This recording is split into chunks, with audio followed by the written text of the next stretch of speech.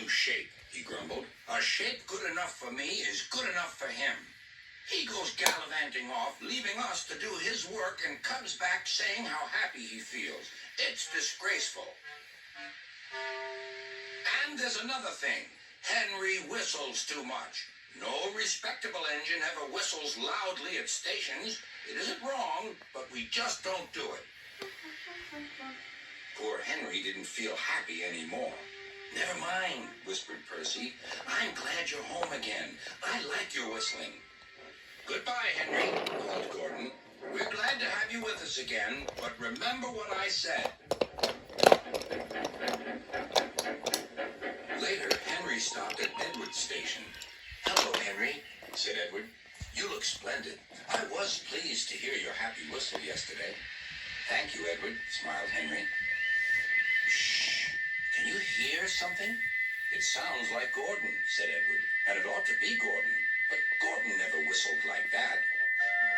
It was Gordon. He came rushing down the hill at a tremendous rate. He didn't look at Henry, and he didn't look at Edward. He screamed straight through the station and disappeared.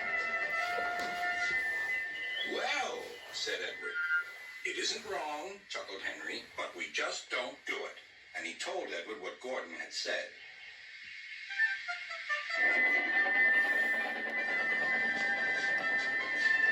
Meanwhile, Gordon screeched along the line. The noise was awful.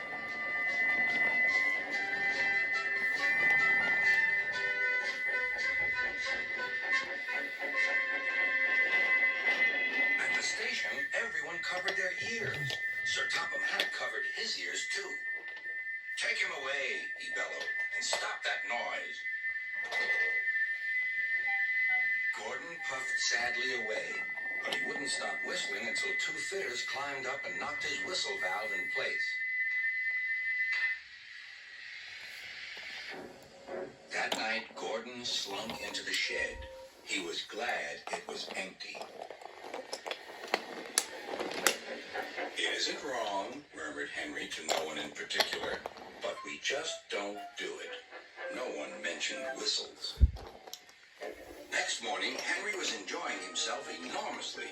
I feel so well. I feel so well, he sang. Trickety-trot, hummed his coaches. Then he saw some boys on a bridge. Beep, beep, hello, he whistled. Oh, he called.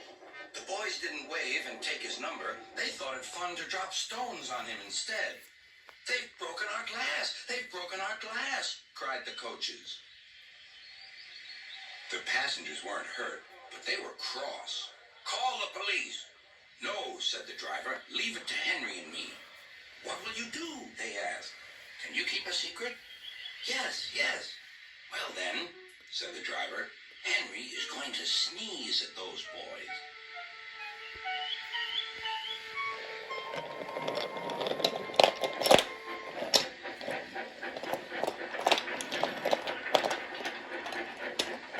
Lots of people were waiting at the station just before the bridge. They wanted to see what would happen. Henry has plenty of ashes, said the driver. Please keep all windows shut till we've passed the bridge. Henry's as excited as we are, aren't you, old fellow? Henry felt more stuffed up than excited. Soon they could see the boys, and they all had stones. Are you ready, Henry? Said the driver. Sneeze hard when I tell you. Now, he said. Achoo!